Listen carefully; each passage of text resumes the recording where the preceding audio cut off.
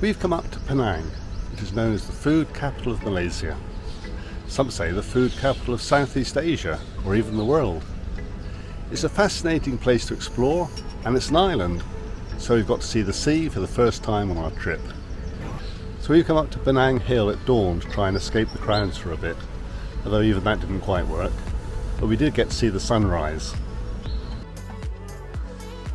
It's cooler, quieter, and you can still find pockets of calm to enjoy the gardens without the crowds. There are several reasons why you might not come to Penang. If you want beautiful beaches, beautiful temples, you go to Thailand. And if you want peace and quiet, you go almost anywhere else. But if you want food, you come to Penang. And now the time is about 7:30, the sun's up, so we're going to go back down into the city and find some breakfast. After taking the funicular back down, you can walk, by the way. We headed to one of our favourite breakfast spots near the old town, Ali Nasi Lemak. It's a small, no-frill stall that's been feeding locals for years. People happily line up and wait. We did too. What sets this stall apart is the variety.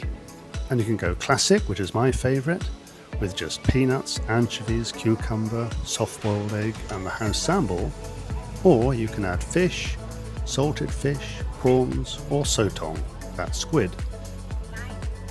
Each packet is wrapped at lightning speed. I've tried doing this myself, and it's not easy. You choose your packets, unwrap them slowly, smell the fragrant coconut rice, then the sambal. Rich, deep, not too spicy. Mix it together, take a spoonful, and it's heaven. If you're a nasi lemak aficionado, and I think I'm getting there, you'll know this is one of the best. This is the kind of breakfast that reminds you why Penang is one of Southeast Asia's great food destinations. Just outside of Georgetown, which is Penang's capital, near Penang Hill in fact, is the Bat Cave Temple. A quiet, lesser-known place that feels a world away from the city. To reach it, you walk through a natural limestone cave, cool and dim. Inside, the cave opens into a small Chinese temple. Incense rises upward, candles flicker against the raw rock walls. And then you notice the bats, hanging silently from the ceiling above. They sleep during the day, although we clearly disturbed a few, and at dusk they all fly out to feed, returning at dawn through the main gate, if it's open. If it's not, the caretaker told us they use a small side entrance, one that, I assume, only they know about. It's a place where nature and spirituality coexist. Stone, wildlife, and centuries-old beliefs sharing the same space.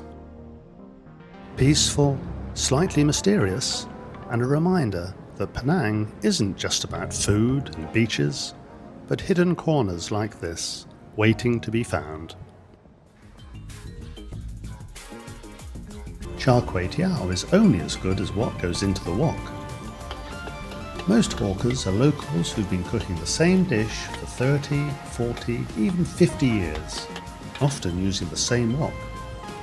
They cook for locals first. There's no adjusting flavours for outsiders. What you eat is exactly what the locals eat. This unassuming roadside stall, named Charcoal Char kway Teow, captures all of that. The heat is intense, the movements are fast, and the queue is always long. Celia decided I was ready to go solo with the ordering, and disappeared to get drinks. I was confident. I'd rehearsed what I was going to say.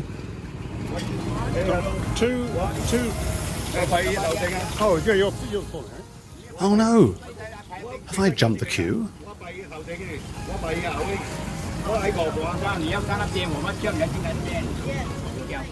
Calamity. Thankfully, Celia returned, restored order, and normal service resumed. It was worth it. Prawns, egg, chives, just enough dark soy, the charcoal adds a smoky edge you simply can't fake. Slightly crisp, savoury, packed with wok hei. This is Penang comfort food at its best.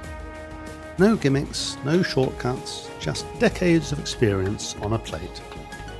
If you want to understand why Penang is famous for street food, you can start here. Let me take you inside Moh Teng Pheow Nyonya Cafe. It's a restaurant, but it feels more like someone's home, and any place where you walk through the kitchen to reach the tables gets a thumbs up from me. This cafe is run by a fourth-generation Peranakan family. Peranakan refers to a community formed through intermarriage between early Chinese settlers and local Malays, creating a culture that's neither fully Chinese nor Malay, but a blend of both. They've been cooking the same family recipes for over a century. This is Nyonya cuisine. Nyonya is strictly a respectful term for Peranakan women, but it's also used to describe their food and traditions. Nothing here is rushed. Nyonya cooking is slow, careful and precise. The flavours are rich but balanced, sweet, savoury, spicy and gently herbal all at once. If you want to understand Penang beyond street food, why not come here?